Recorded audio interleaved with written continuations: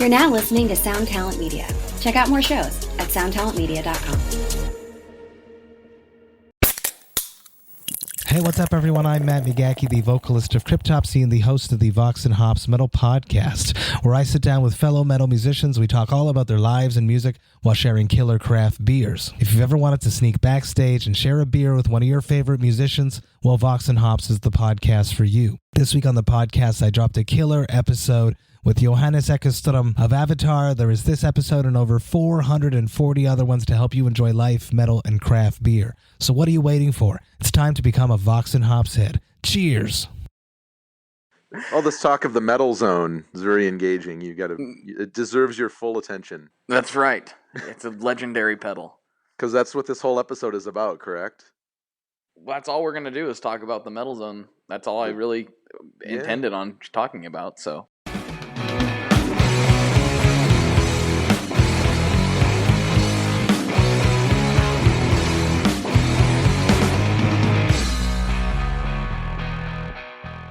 Hello, ladies and gentlemen. Welcome to today's episode of the ToneMob.com podcast, the show about guitar tone and the people behind it. I am your host, Blake Weiland, and with me today I have Johnny Balmer from Alchemy Audio. How are you doing today, sir? Good, man. How about yourself? I really can't complain. It's been a dry couple days around here, which is unusual for this time of year, and it's making me very happy. I would imagine. We've still got a little residual snow here in Chicago, but it's supposed to be 60 next week, so... Nice. Can't complain. Very nice. All right. Now that we got the obligatory weather discussion out of the way. Well, it's kind of an important thing because people really care about our weather situation. It's like the top 10 reasons people tune in is to hear me grill people about, their favorite foods and what the weather's doing. So, excellent. It's a beautiful thing. So, Chicago. I've always kind of wanted to go to Chicago, but it wasn't until the last probably 4 or 5 years that it was like, I really, really want to go to Chicago. And the top reason is because I really want to visit Chicago Music Exchange, obviously. That would be a good reason. And then the other reason is because I discovered this pizza place I really want to go to on Instagram. And I actually am, it's the only food related account that I follow, and it makes me drool daily. So what pizza place is it? It's called Peace. Yeah. You know the place? Yes, I do. I've been there many a time, and it is worthy of the reputation it has. Oh man, I even more want to go. A little fun fact is Rick Nielsen of Cheap Trick is a part owner in that restaurant. I kind of wondered about that because I see him in posts on there kind of regularly. Yes.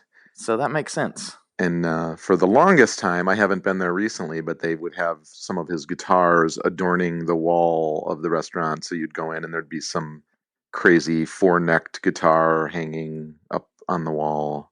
Nice. That you could look at while you enjoy your beer and pizza. But yeah, they're kind of a double threat. They've got both beer and pizza that are amazingly good. Oh, that's my kind of joint right there. Yeah, highly recommended.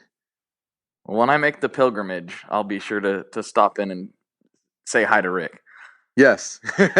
Well, I don't know if he's there at like tossing pizzas, but you never know. And maybe it's very zen for him, and it's a good little way for him to relax when he's not playing on stage or something.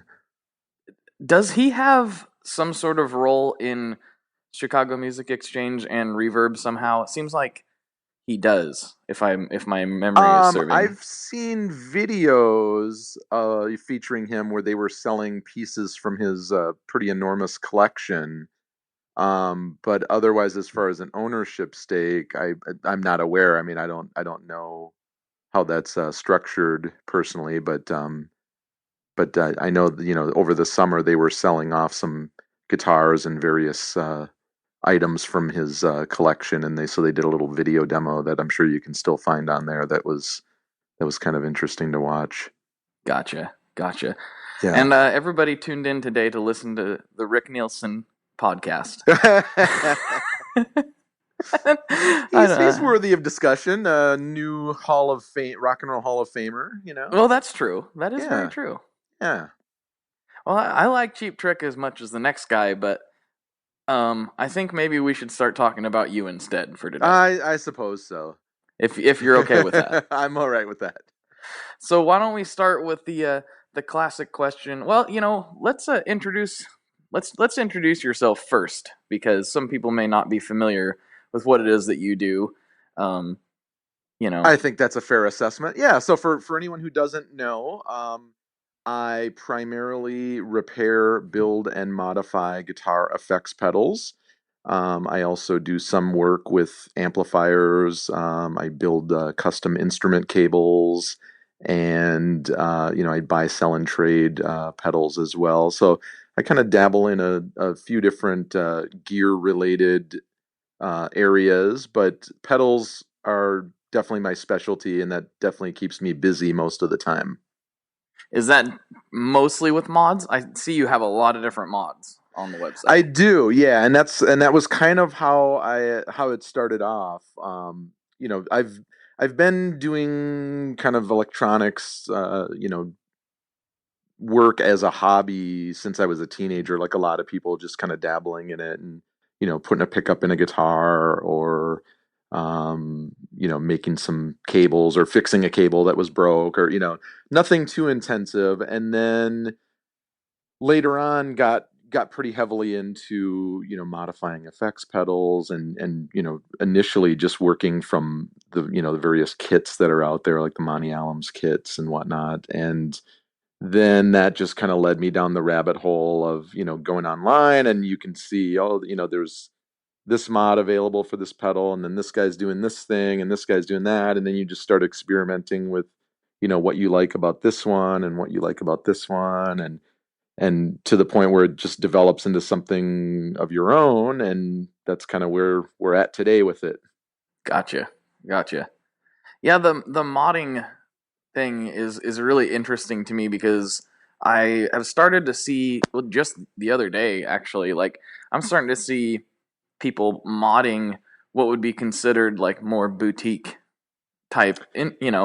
Yeah, and that doesn't seem to be a thing until recently. I mean, yeah, and I think it probably just follows because we really are in like a golden age of guitar effects. I mean, there's never been more choices available from small to large builders, and it's really cool as a player to have those kind of choices available. So I guess it stands to reason that with everything, people always have that interest in making it better, or improving on something, or maybe adding a feature to it. So yeah, it's not surprising. No, it's cool though. I just never thought that I would see, like, I kind of didn't realize that T1M modded Supermoons, which I guess I'm behind the times. A lot of people apparently knew that, but yeah, it was like, yeah, and I've seen mods to KTRs, and right. That would make me a little nervous to just dig into something unless you were pretty confident in your ability to do it, because that's an expensive mistake to make if you if you mess something up. Well, I was thinking like that was what was going through my head. It was like, that's you don't generally, some people do, but I don't generally get things right on the first try. So yeah, it's a lot of R&D. Like, man, messing up a Klon KTR would be, not great. Yes. Yeah, but for anyone that has an interest in, starting off with mods and kind of getting their feet wet, so to speak, with it, I always tell them, pick up a cheap Boss DS1 for $25 and go nuts, because if you mess it up, you're out $25. Right. Is that what you started with? Yeah. I mean, surprisingly, once I kind of discovered the whole world of pedal mods, I just started off on a lot of the inexpensive, common pedals, and like I said, just kind of working from kits and just getting pretty comfortable with that, and then from there it just kind of blossomed into what it is now. Right. I'm not gonna lie. Ever since we've been talking about you getting on the show, which was been months ago, mm-hmm. I've been trying to keep my eyes peeled for a cheap Metal Zone to send to you. I haven't seen one cheap enough that I was, I'm not going to spend a ton of money on it. Yeah, but, and as someone who mods them, I think I even, say in the, in the language of the, for the listing, I say, would I recommend going out and buying one of these? Probably not. But if you've got one kicking around in your closet somewhere and you want to, make it so it's actually usable, right. send it to me, and I can tame the beast, so to speak. So when you get done doing whatever it is that you do in there, what is the end result? What does that sound like other than not a box of bees anymore? Right. I remove the bees from the inside. That's it in a nutshell. There's several diodes in there, many of which I replace, and I also adjust the tone stack to make the EQ more usable throughout the range, and make it's still going to be a high gain pedal, no doubt, but the distortion will definitely be a little more usable and not so shrill and buzzy sounding. Gotcha. Yeah, that would be a definite improvement. Yeah, I agree. It was a challenge for me to try and figure out what the options might be for modifying it and making it, turning lemons into lemonade. Right. So let's not get too far. I mean, we already discussed that we may talk about the Metal Zone the whole time, but before we do that, before we go in our glorious exploration of all things Boss, yes. Why don't you tell me about your musical backstory and how that actually translated into what you're doing today? Sure. Well, it begins in Minneapolis, where I am originally from. And a teenage Johnny Balmer started getting interested in playing guitar. So, like a lot of people, I just started off taking lessons at my local music store at the mall.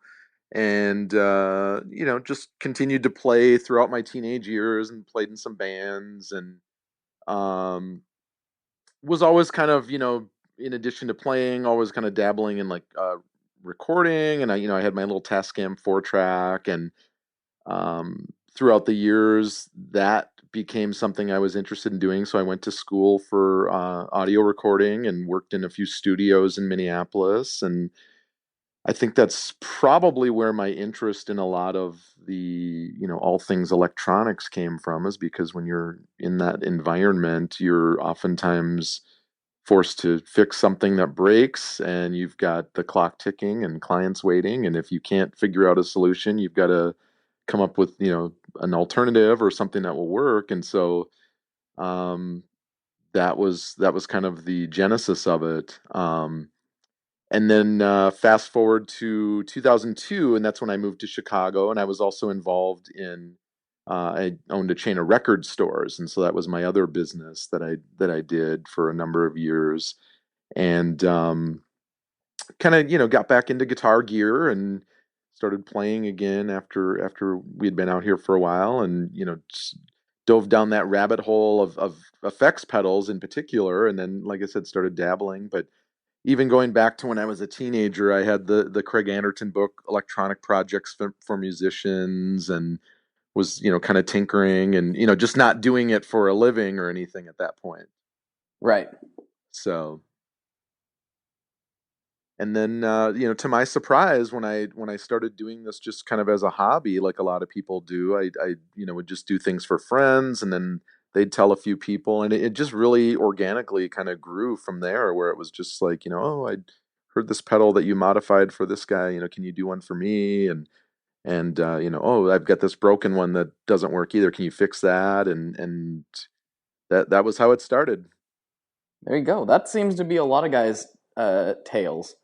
Yeah, they just kind of started doing it, and their buddies, eventually kind of I grew naively just kind of assumed like, oh, everyone knows how to solder. I've been doing it since I was a teenager, and then just kind of quickly realized that for some people it's kind of intimidating, and they don't even want to take the base plate off of a pedal and look inside, and that's when they send it to me. There you go. Well, that's good. Yeah. I mean, there's scary things inside the pedal. I don't like looking in there. I don't know what it is. Could be anything. It's black magic. I feel that way about modern cars. I pop the hood on, anything that was made in the last 15 years, and I just scratch my head. It's all sensors and magic. Yes, robots. I'm not actually terribly terrified of looking inside of pedals, but you know, I unlike said it amps, before. Go ahead. You're not. I'm sorry. I was gonna say, unlike amps, you're not gonna die if you open up a pedal and touch something. So, right. Yeah, I just know just enough to be dangerous. Like I know what a resistor does. I know what most of the components do in theory. But if you was to, throw me at a table and have me try to design something, that would be a nightmare. I could probably do a really mean, like, true bypass looper. I think I could handle that. There you go. And, I don't have a formal background in electronics. It's mostly just from trial and error and just being self-taught. And, I'm read a ton of stuff, anything I can get my hands on, whether it's online or in book form. And just a lot of, trial and error and, what does this do? What does this do? What if I change this value of this resistor? And just, kind of trusting your ears with what I think sounds good or what adds to, a particular pedal or what subtracts from it. Are there certain like rules of thumb that you kind of go by when you're maybe developing a new mod or a new pedal or whatever the case may be? Like, as far as like how to like making a overdrive sound better, like are there certain things you automatically do? Yeah, and you definitely see a lot of similarities between different, especially if it's the same kind of pedal, a fuzz pedal or an overdrive pedal or, what have you. You start to see a lot of repetition between the different manufacturers because, a lot of times it does start with a particular effect becoming popular, whether it's like a phase 90, and then all of a sudden, 5 other companies have their own version of a phase 90. And so you're seeing, probably more similarities than differences in the circuit. So, and then, when you're getting in pretty deep into modding and, changing diodes, you start to have a feel for, what different ones sound like and what might sound good here. And yeah, so definitely, you start to know like where to begin when you're trying to tackle something for the first time. Right. It's interesting as you were talking about that. It reminded me of something I've realized lately that what my ears really like. I really like soft clipping for. We're talking for overdrive, and therefore I've noticed I really like overdrive pedals that utilize yellow LEDs for clipping. I didn't discover that by myself, but I just like was telling somebody like some different ones that I liked, and they're like, "Oh yeah, well those all have this similar, characteristic." I'm like, "Oh, interesting." Who would have thought? Yeah, no kidding. And I don't know. It's kind of an interesting thing. I didn't know that yellow LEDs were my jam, but apparently they are. So now you can bother all the manufacturers and ask them what color their LEDs are in their circuit designs. Right. So I mean, we're laughing about it, but like, does it matter? Like, yeah, it does. It does. The color. Mm-hmm. Yeah, because they'll have different voltages. So yeah. Oh, okay. So like, what would a red compared to a yellow in the same circuit sound like? Boy, I don't. I'd have to look at them or listen to them. Yeah, I'd have to listen to them. Yeah. Yeah, I'm just. But there are differences among colors. Yeah, definitely. Now my wheels are turning. Interesting. Like I want to start swapping out all the LEDs. So cool. Yeah. Now, is this true too? See, I'm going off of a lot of hearsay and internet wisdom, which is dangerous. But some of them, I'm told, do light up. When like for instance, the Keeley with the Seeing Eye mod. But then I was told some of them don't. Is that correct, or am I You're talking specifically about LEDs? Yeah, the clipping LEDs. I've always seen that they light up. Okay. I haven't encountered any, unless they're installed incorrectly with the polarity reversed. I've always seen that they've light up. Oh, okay. So yeah, Somebody told me there wasn't enough juice pushing it to make them light up. That we were just clipping the diode. Like that could be. Okay. Yeah. I'm really pushing the limits of my electronic knowledge right now. Well, and mine too. Like I said, I'm not an electrical engineer. I'm not Robert Keeley. Right. So let's get him on the horn. Call him up. We'll grill him. We'll get all his secrets. We should. I listened to your podcast with him. He seems like a good guy.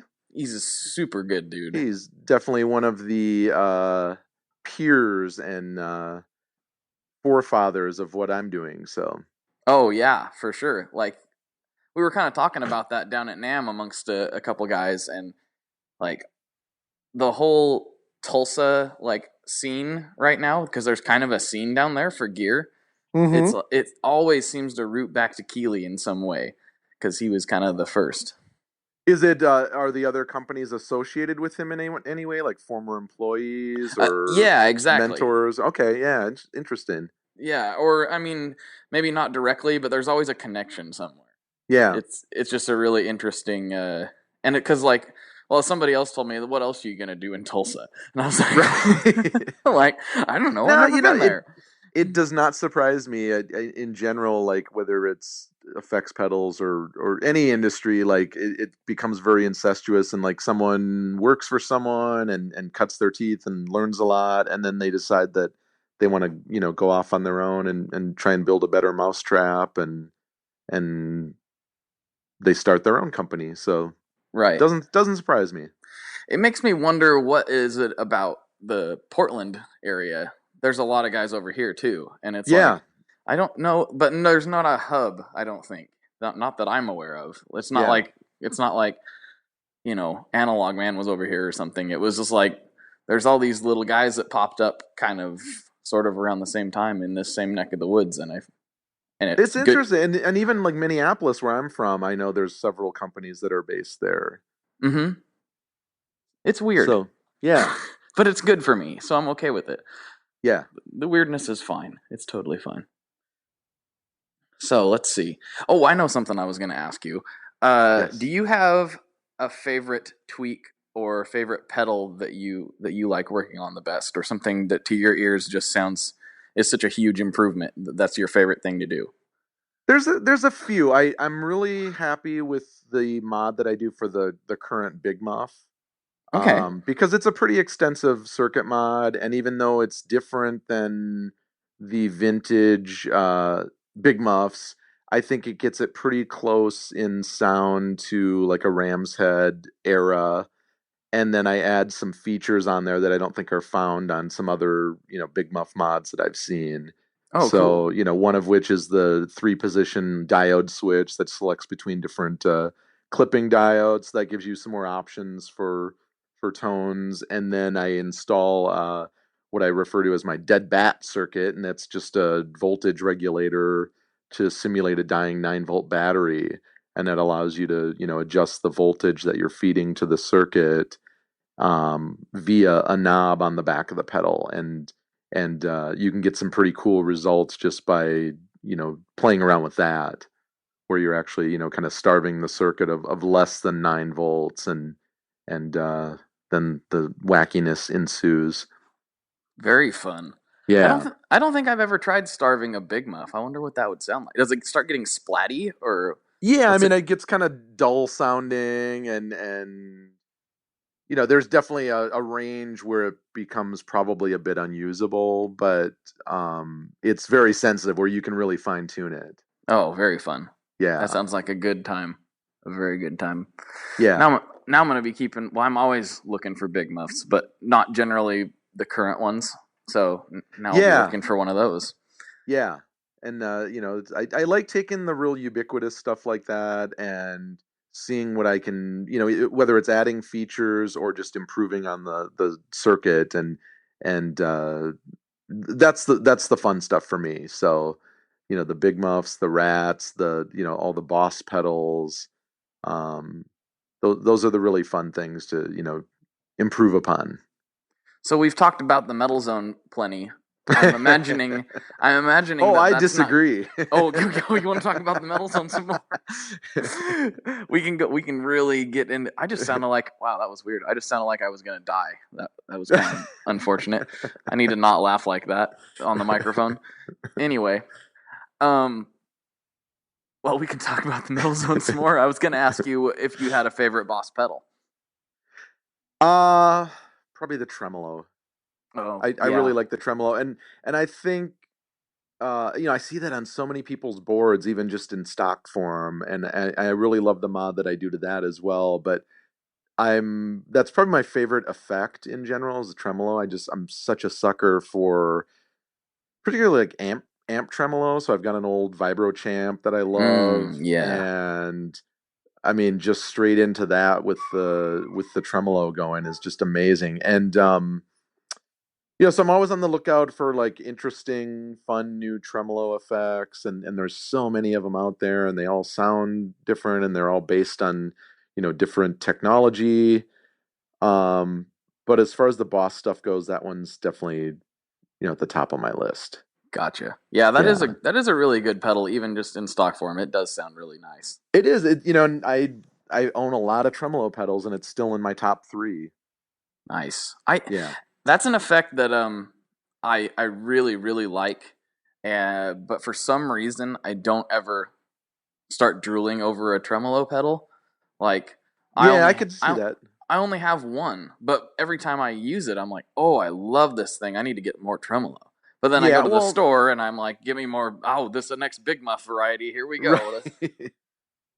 Are you a fuzz guy primarily? Is that Oh, it's a horrible addiction. Yes. I'm trying to find a group, but every time I find a group, we don't really talk about how to heal ourselves. We talk about where to buy more fuzz pedals, and Right. it's just a vicious cycle. Yeah, I've got way too many, but There's a lot to choose from. it's just such a fun. Like honestly, as much as I love fuzz, I don't play with it fuzz as much as you would think. Most of the Mm-hmm. music I play is more like overdrivey rock and roll stuff. Mm-hmm. But for some reason, I'm obsessed with collecting fuzz pedals. Yeah. I can't make any sense of it, but whatever. I can relate. Nothing will put a smile on your face faster than just plugging in, even if it's just an old like Maestro fuzz tone or something, and just like cranking that up and hitting a chord, and it just sounds so righteous. Very much so. Would Yeah. you consider yourself a fuzz guy? Yeah, I mean fuzz and tremolo are my two. I like wah pedals too, just because there's so many different flavors out there. And along with fuzz too. So, um, there's just so many different directions you can go, and so many people doing, different flavors of those, and it's a dangerous rabbit hole to fall down in. I'm terrible at wah. I'm terrible at using it. I always overuse and it sounds so dumb whenever I use it. I'm no good It's at it. another one you got to be careful with, because unless that's going to be your signature sound, it can definitely be overused or misused. Like like Kirk Hammett, right? You said it, not me, my friend. I'm just glad we finally have a real guitar player that started I pedal. I don't want to burn any bridges. Oh, if he listens to this podcast, I will be very shocked. Kirk, if you're out Yeah, there, I'd who love am I to hear kidding? from He's you. not going to call me. He's got his own company now. I know exactly. He's the first one to ever mod a tube screamer. That's what I heard. A lot of people have had differing opinions on. I mean, everyone thought it was ridiculous, but like some people, like that was just a giant marketing stunt. I'm like, I don't know. Some of the things he said in that was. Yeah, I mean, I don't know if it was that calculated. I think it probably just came more from a place of just being a little ill-informed, or maybe it was just taken out of context, where like I think probably what he meant to say was, like someone at his level that's like a famous, working musician, but also an owner. I mean, there's plenty of artists in his position that are endorsees, or kind of they're working very closely with a company that where they're kind of the flagship artist, and Right. he's, I don't know. I mean, I try to give him the benefit of the doubt that he just put his foot in his mouth and people took it out of context, but I also think he's just probably a little ill-informed, and just when I think of like artists that use pedals to great effect, no pun intended, that's kind of like a cornerstone of their sound, Kirk Hammett's not someone that comes to mind. Right. Is like someone that like, oh, the way he uses effects is amazing. Like, I think of someone more like Nels Cline, or someone like that, where right. That's their sound, that's their gig. So yeah, speaking of Nels Cline, we don't need to give Kirk any more press. Right. Which I should preface that by saying I still really like older Metallica stuff. So that has no bearing on the subject. I do like older Metallica stuff quite a bit. As an aside, the first concert that I ever went to when I was a teenager was supposed to be Ozzy Osbourne with Metallica opening. This was when Master of Puppets came out. Oh, and man. They were touring with Ozzy and routinely blowing him off the stage every night. And in between the time I bought my tickets and their show in Minneapolis, they left the tour and started headlining their own shows. And they were mysteriously replaced for some unexplained reason by Blue Oyster Cult. Oh, okay. So it was Blue Oyster Cult and Ozzy Osbourne was my first show. Well, I mean, that's okay. I appreciate them more now than I did when I was 14, but a young Johnny was not pleased when that news came out. Yeah, I wouldn't imagine so. I was very excited to see Metallica, and it did not happen until a few years later. Well, but you achieved that dream. Yes. Nice. That's something I can't say that I've experienced, and I would like to. So there's that. You may have missed that boat at this point. I think it might not be the same. I'm sure it's not the same. It's, it can't be the same. They cut their hair. Yes. Okay. Well, there's no cliff either, so that's a large part of it. Unfortunately. Well, yeah. Let's rest in peace. So yes. Oh man, this got depressing in a hurry. I know. Back to Nels. Yes.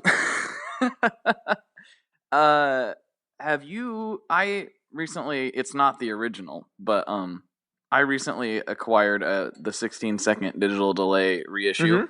Mm-hmm. Mm-hmm. You played with those very much? A little bit. I think I've had a few through the shop where I've done repairs on them. Never owned one myself, but just had a chance to kind of play around with them a little bit. I still can't figure it out. It's a ridiculous machine. It is. I think it requires a lot of time spent with it. It's one of those pedals where you got to invest some time in it and sit down with it. I kind of like when I start to get that thing figured out, start to make some sense out of it, and then I don't touch it for a while and I kind of forget. And I'll turn it back on. I'll be like, how is it making that sound? I don't know what's going on. I just picked up one of those Montreal Assembly count to fives. Oh, yeah. Oh, my God. That thing is insane. I feel like I barely scratched the surface on what it's capable of doing and the weirdness that it can do. So that's going to be a dangerous rabbit hole to fall into. And I quite frankly don't have the time to sit around for hours on end. And yeah, but it's so there fun. Is that. So yeah, there's I love pedals like that as well. The ones that are just so weird and esoteric, and there's nothing like it, and they do so many things, and you can plug in and start playing them, and then all of a sudden 2 hours have flashed by before you even know it. I really want to try that particular pedal, so if you're ever you just can't find the time. I know a guy who might be able to squeeze in a couple hours and really dial that thing in for you. It'll be in the mail. Okay. Thanks, Johnny. I appreciate it. Yeah, what are friends for? Of course. So let's Well, you mentioned a time thing, so this may answer the question. If you do get to play out or go record or whatever your musical endeavors are these days, what does your current rig look like? I've got a few things. I just recently moved into a new facility, so Alchemy Audio is now located in same building as a rehearsal facility that has about 100 band rehearsal rooms, and so I've got my Perfect. own space. Oh, it's great because where I was before, it was a beautiful building and really gorgeous inside, but I was in this building with yoga studios and law offices and people that Right. would always look funny at me when I walked in the door. And I was always very self-conscious about making too much noise, especially during the day. So now I'm in a place where I can just, have all my gear there and can go nuts. Nice. So, now that I'm set up in there, I've got a fair amount of guitars, nothing. Probably the coolest one I have is a 70s Guild S100, I think it is. It's like their SG copy. Yeah, yeah. Um, Really cool guitar that I got really cheaply a few years back. It needed a little bit of work, and I got the work done to it, and it's an amazing guitar and has like stock pickups in it that sound great, and that's a fun one to play. But otherwise, like I tried to assemble a collection of stuff that I would enjoy playing, but also provide a variety for when people want to stop by and plug into stuff. They, Right. depending on what they play, I've got some tellies, I've got a Strat, I've got a 339, Mm. I've got a cool Dan Electro 12 string. And then as far as amps go, I've got a lot of small wattage tube amps. I'm a really big fan of cranking up a tube amp to 10 and being able to play it and have that sound without it blowing your ears out. And so I've got a lot of like a Agnator Rebel, and I've got a Swart, one of the little 5-watt tweed ones that they make that Yeah. I love. That one's amazing. um I do some mods to the Fender Champion 600s. Um, and so I'm a big fan of those after the mods, and I've got a few of those kicking around the shop. Um, I'm always looking for like the weird kind of oddball things because just like with pedals, there's a lot of boutique amp builders and guys that are just working out of their garage that are doing some amazing stuff. And so if I stumble across something that looks interesting and sounds good, I will pick it up versus just having an old Fender or an old Marshall that anyone with a wallet can buy. Right. So Yeah. That's I definitely hear you on the supporting the smaller guys, not just for the principle of wanting to support them, but some guys out there doing some ridiculous things. So, oh, it's crazy. do you have any that you have your eye on right now in particular? Well, that Count to Five was definitely one that was on my short list. I also just picked up the Warped vinyl Oh, from Chase yes. Bliss, and that's another one that, I mean, God, you could spend hours just pouring through all the possibilities of that, and just feel like you haven't even scratched the surface. Mm-hmm. Um, Otherwise, there's a company in Wisconsin, I believe, that's called Soaring Tortoise, and it's this one-man operation. And his thing is that he makes effects and some amps and whatnot out of like recycled circuit components. And so he'll pull stuff out of old, TVs and radios and whatnot. And Oh, then I've got a couple of his pedals that are the enclosures are made out of wood from an Amish steel mill that's by his house. And so, you look at these pieces and they're literally like these one-off like pieces of art where it's got this wood enclosure and all the components inside are, recycled, and no two are alike. And he just does this, that's what he does. And they're certainly not like gig-worthy pieces necessarily, but they're just so, I mean, it is like owning a piece of art, and they sound great. And so I'm always drawn to that kind of stuff. yeah, that one-off type of situation is always super interesting. Like, Yeah. it just fascinates me right now, like what you were telling me. Because I've wondered about that before. Yeah. Like, like I have, chucked old electronics, and I've thought, I wonder if somebody could make a pedal out of that. Yeah. But I've never seen anybody do it. So I'm going to be hitting up the Google when we're done. I've heard that name thrown around before, but I don't think I realized that's what he did.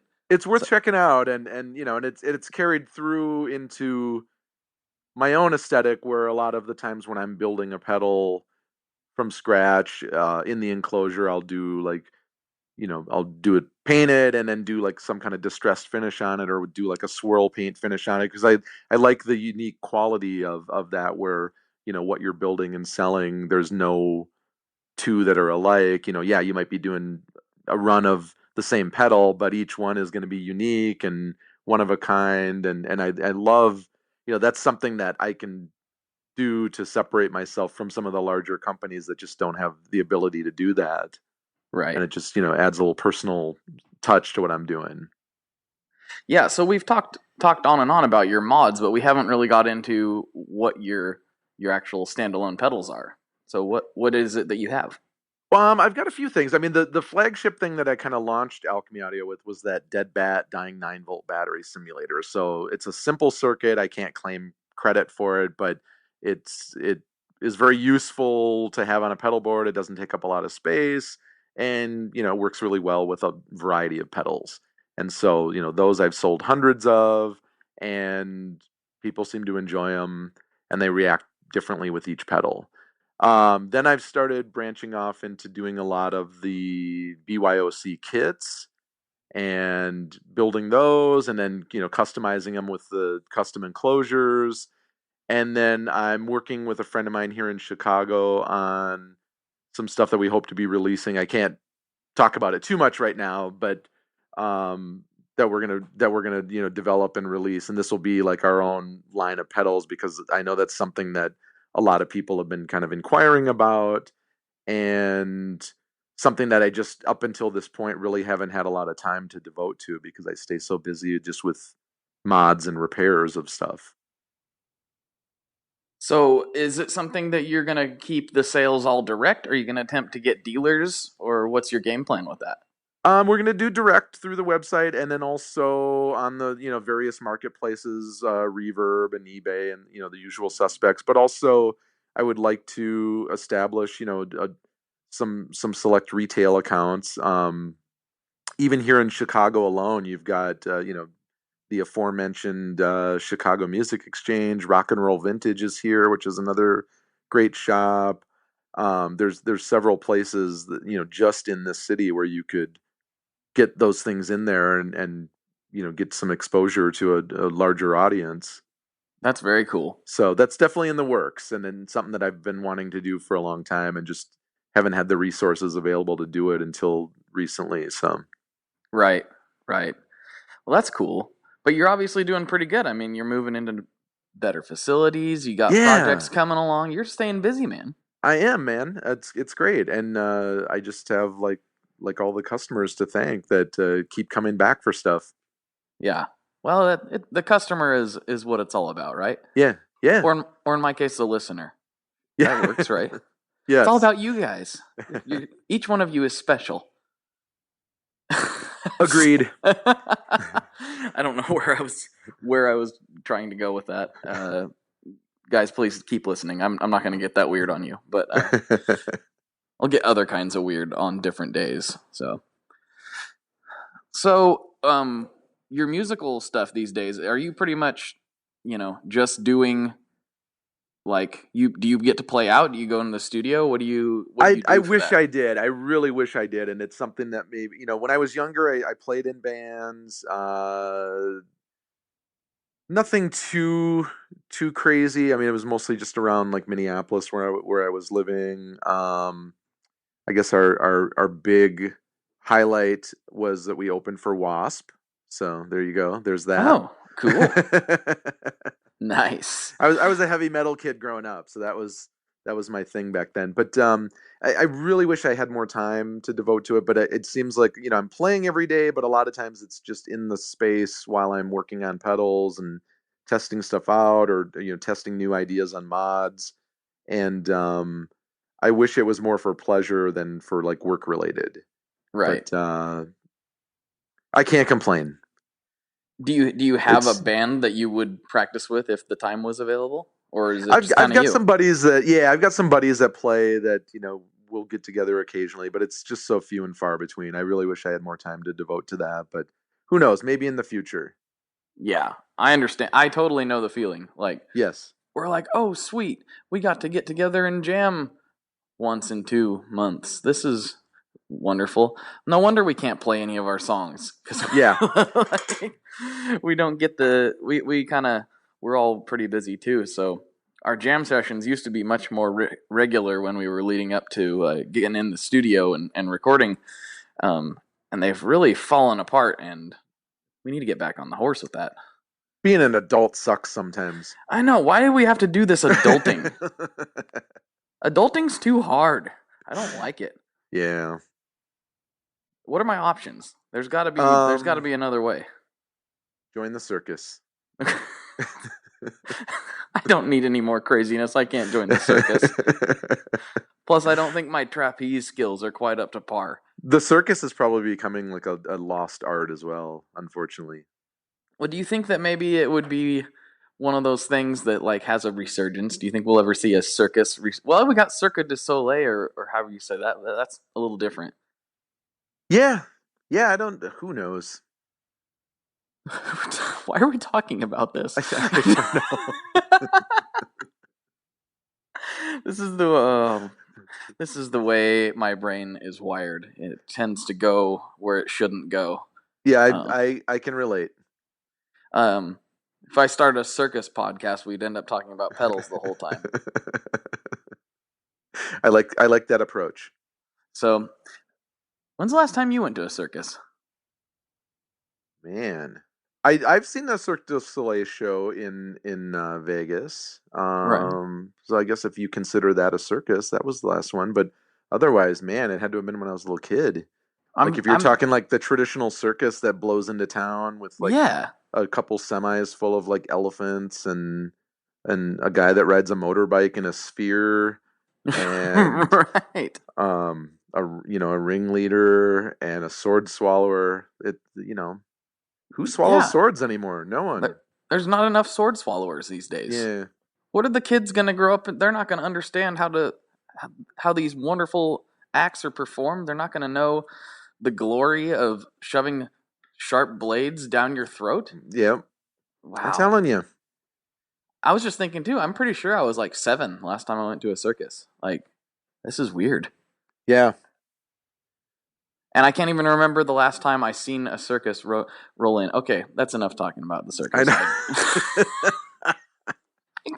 I can't help it. I'm wired this way. It's a terrible thing. I hope everyone's still listening and they haven't turned off. We didn't tune in today to listen to you talk about sword swallowers. We want to talk about metal zones. Right, exactly. We were promised an hour full of metal zone discussion and analysis, and we are being shortchanged.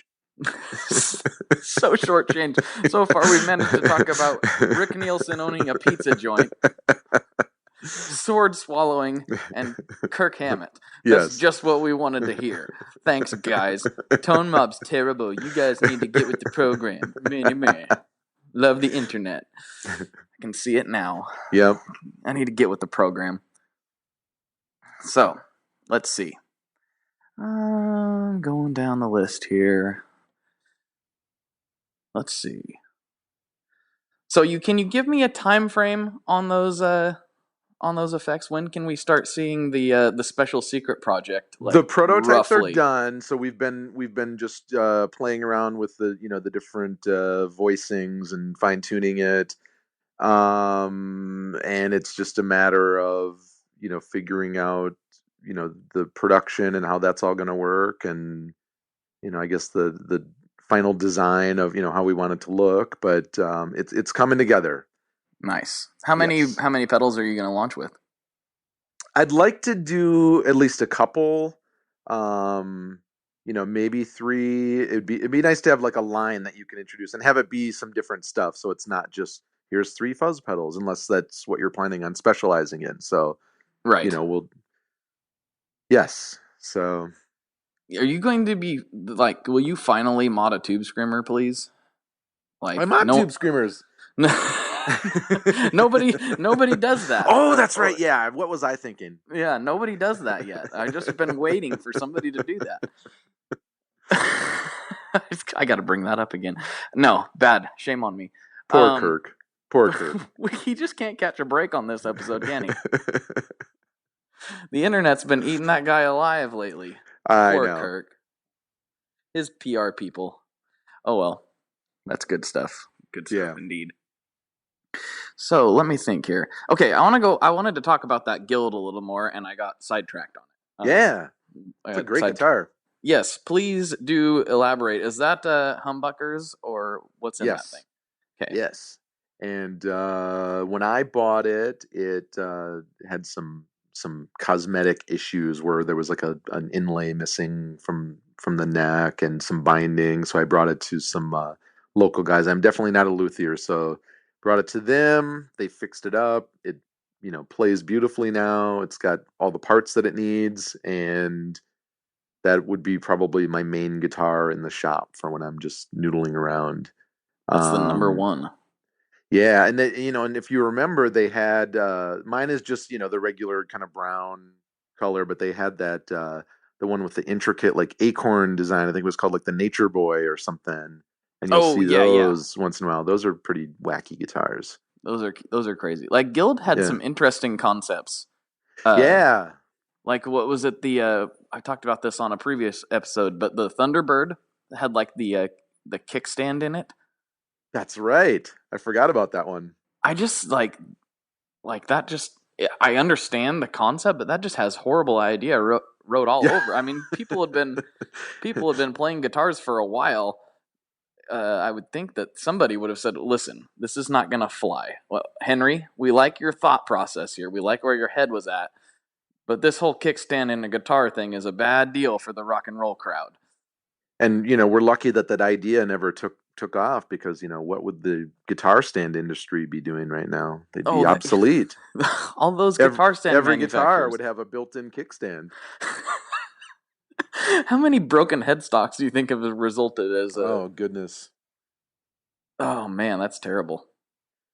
But that's a cool looking guitar, though, I will say. It is. I think it's made famous by what's his name from Soundgarden? Is it Kim Thale? Does he play one? Yeah. So I think the chick from Sleater Kinney plays one too. That's right. Yeah. So those are probably the two that have kind of like single-handedly caused the prices to increase on the used market, just because they're not such a secret sleeper guitar at this point. Right. I think that kind of happened to the Guild line in general. Like, prices really went up when people realized, oh, these are actually really sweet guitars. Mm-hmm. I've never played one that I didn't like. Yeah. The acoustics too. They're old acoustics, and even some of their newer acoustics were pretty good also. But I played some of the old ones. I'm a big Gibson acoustic fan, and I would hold some of these Guilds up to the same standard. They're really impressive. Absolutely. Speaking of acoustics, I failed to mention I have a really cool old 60s Framus kind of arch top. Nice. I don't know the model number, but it's really cool, with the F holes and great sounding large jumbo acoustic guitar, and that's probably the main one that I just like mess around with on the porch in the summertime and right. Scare all my neighbors. You scare them? Depending on what I'm playing. I was gonna say, what are you doing with the guitar that frightens it? I mean, I've never been scared of anybody that had an acoustic guitar. That's a very non-threatening instrument. It could be, the fact that I'm out there shirtless or something. Okay. Who knows? You'd failed to mention it was actually a banjo. I kid. It was a banjo when you were playing the song from that Burt Reynolds movie. Yes. Now I'm gonna have that stuck in my head all day. Sorry. Yeah, me too. Why did I do that to myself? Great. Here we go. So that Framus. It's Framus. Is that how people pronounce it? Because I think I've been saying it wrong. That's how I say it. I don't know if it's right. Let's call them. Okay, yeah. We'll let's hang up and we'll call them real quick. What time is it in Germany? It doesn't matter. Those Germans never sleep. They're party animals. It's 24/7 Oktoberfest from the way I understand it over there. Yes. Right. How do you pronounce it? I always thought it was Framus, but maybe it is. It sounds better to say Framus. Now think? I don't know. I'm sure your listeners will correct one of us. Okay. Well, whatever it is. Yes. I played one that I really liked, an older acoustic. It was a couple years ago, but I found the neck a little bit thin. Is that? Yeah, it's definitely a thin profile. Very easy to play though for an acoustic guitar. Yes. I have this weird thing because even though I have like short, stubby fingers and not very big hands, I like big necks, which is kind of counterintuitive, but I don't know. That's just my thing, I guess. You like big necks and you cannot lie. All right, I'll stop. If I go too deep in that song, I will have to mark this episode as explicit, and I don't know if I want to do that or not. We don't want to do that. There might be children listening. Kids listening, wondering why we're so upset about the circus they've never heard of. Yes. Or asking who Kirk Hammett is. Daddy, who's Kirk Hammett? And why does he hate wah pedals? Anyway. Good times. But speaking of the Framus, I also have one of the Hollywood double K electric guitars, which I love. That's a fantastic guitar. Tell me more about that. I don't think that's ringing a bell for me. You know, they have an Earl Slick model that's very similar with that. Costs more because it's got the more high end finishes, and the Hollywood is just the kind of consumer model. Two, kind of like single coils. It's a chambered body. What else can I say about it? It's got a really unique pickup selector switch on it. Yeah, you'll have to look it up. It's really cool. Great guitar. The switch itself is like the switching system, or just the switch itself? It's got a 4-position switch with one of the positions being off. So it's a great guitar to have in the shop because I can just like plug into something, go from off to on, and be testing out pedals. And then when I have to, swap something out, I can just, kill the guitar, or if I have to set it down for a second. So it's a really cool interesting. Guitar. Yeah. I wonder if that was intended as like a kill switch function, I'm assuming, like to do stutter type things. Possibly. Yeah, I don't know what the origins are because it's been around for a long time, so I got lots of Googling to do. Yes. You're forcing me to do homework. Oh, I'm sorry. I can't believe I'm going to have to look at guitars on the internet after this. This is terrible. It's the good homework. Well, and I mean Earl Slick, man. That's another one that you could just like spend days like researching all the stuff he's done, and he's one of my favorite guitar players. He's done a lot. He's done a lot that I'm not necessarily familiar with, and then things that's like, I didn't know he was on that. Oh, that stuff with Bowie. I mean, I tell anyone that is in like a 2-guitar band that required listening should be Station to Station and then Television's Marquee Moon. And if you want to know the right way to, have 2 guitars interplaying and playing different things and not just doubling what the other person's doing. I mean, it's just, and we mentioned Wilco earlier. It's like, listen to all the interplay that goes on there between the guitars. And it's just amazing to, when you hear when it's done right, it's so cool. Yeah, there's definitely a skill that is required to not step on each other's toes, but yet still fill up the musical space. Yes. When you get multiple guitar players going. Yes. My band, we don't necessarily do it with skill. We do it with our tone because there's 3 of us. And 3 guitar players? Yeah. Okay. And we're all gear nerds. So the best way we avoid each other is having completely different tones set up. But that's important too. I mean, and I think that's an important consideration. it made for a fun recording session. I'm not gonna lie, that was one of the funnest aspects of it to me. Was like we would set up each other's rigs, Uh-huh. like we had all of our collective pedals in a corner, and we had whatever amps we had on hand, and we'd be like, come in here and dial my rig in for me. And we did that a lot. I mean, we would still pick our own things for a lot of it, but there were times where the other guys would do it. And it kind of like. And so did it change from song to song where you were dialing in different setups and tones? That's great. Yeah.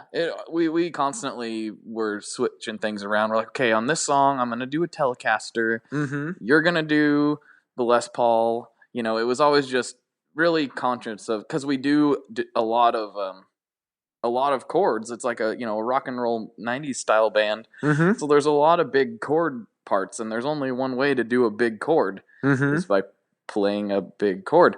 And so we had to make sure that the sounds were separated enough that they'd make sense, and hopefully that worked out. Yeah, well, I mean, when you're talking about specifically effects pedals,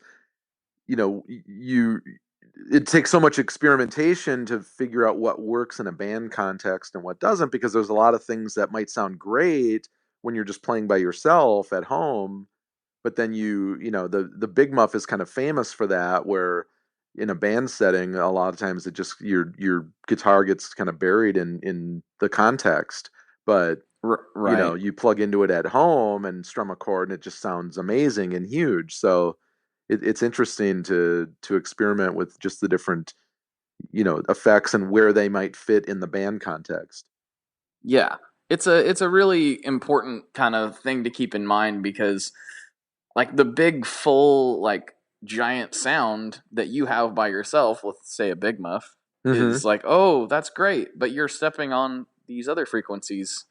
And there's times that, like, I've talked about this before, but I dialed in a sound that didn't sound very good by itself. Like it's like, oh, I don't know about that. That's a little shrill, but it just worked in the mix. And it's kind of a strange, interesting thing. You wouldn't think that something that sounded bad would ever sound good, but sometimes that's the way it works. A great example of that, and I just heard it somewhere the other day, like, when I was out and about, it was Sympathy for the Devil, and that guitar solo at the end where Keith is noodling around, and it's that kind of squeaky, very tinny guitar solo that just, if taken just on the surface, just sounds like it would be terrible, and just like who would hear that tone and be like, yeah, that's the sound, but you put it in that context and it's just, you can't think of any other way that it should be, and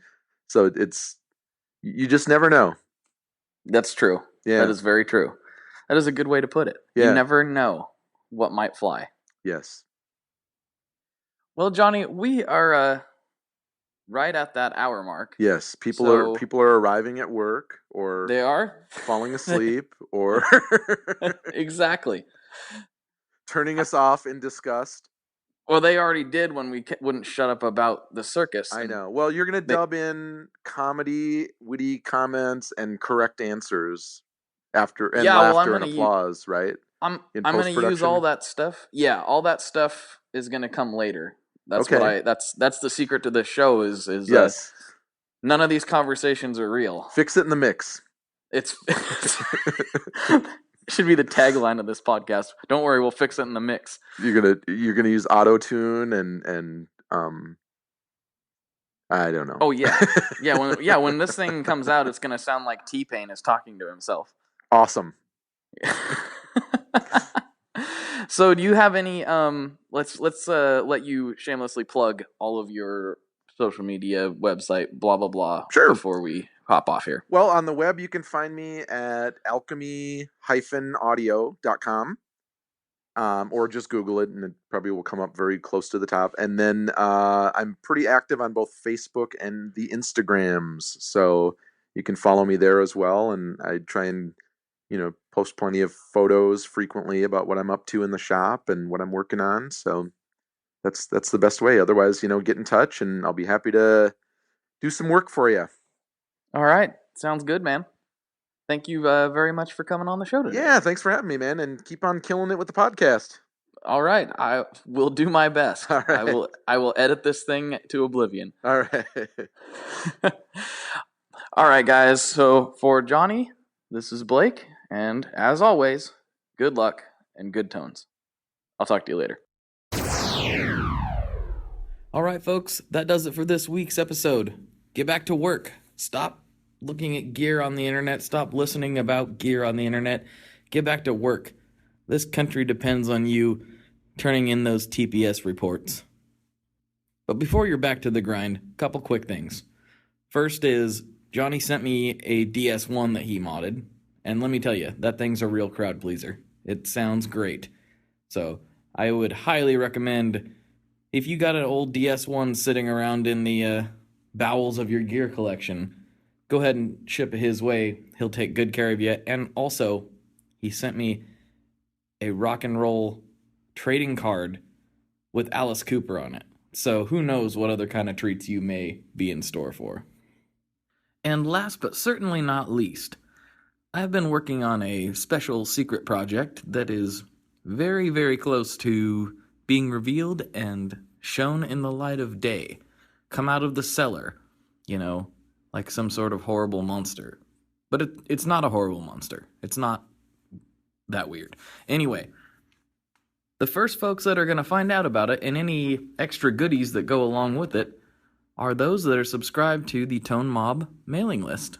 So if you go to tonemob.com, you'll see a little menu that says Join the Mob. Hit that, enter your email address, and you will be the first in on the ground floor, so to speak.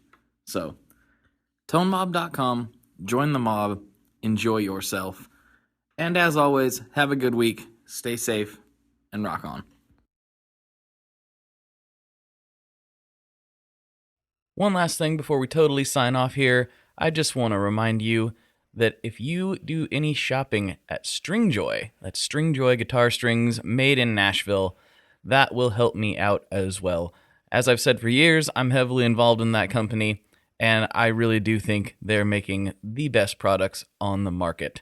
So if you would like to try custom strings, go to tonemob.com/stringjoy and check them out today. I seriously love what the team down there is doing. I help them out with all kinds of things, and by you supporting them, you are also supporting me as well. And hey, you need some strings, so why not get some custom strings just for your guitar and playing style? Again, the link for that is tonemob.com/stringjoy, and that will take you right to their website, and you can do all your shopping through there, and that will help everyone involved out. So thank you very much. Talk to you next time. We are brought to you by the wonderful folks at Gun Street Wiring Shop. Yes, Gun Street Wiring Shop. I've talked about them before. I used to say based out of Bend, Oregon, but guess what? Sean moved to my neck of the woods. Sean's in Portland. Sean is awesome and has helped me with a bunch of stuff lately. And if you have wiring needs for your guitar, he can help you too. If you want to get weird with it, he can get weird. If you just need to spruce things up a little bit, there's your guy. He takes all the guesswork out of doing your guitar wiring, and he makes it simple, and his customer service is top-notch, and I can't say enough good things about Gun Street as a company. I really respect Sean and what he's all about, and the product is top-notch. I've got 3 different guitars that now have Gun Street harnesses in them, and I could not be happier. So go to gunstreetwiringshop.com and check them out.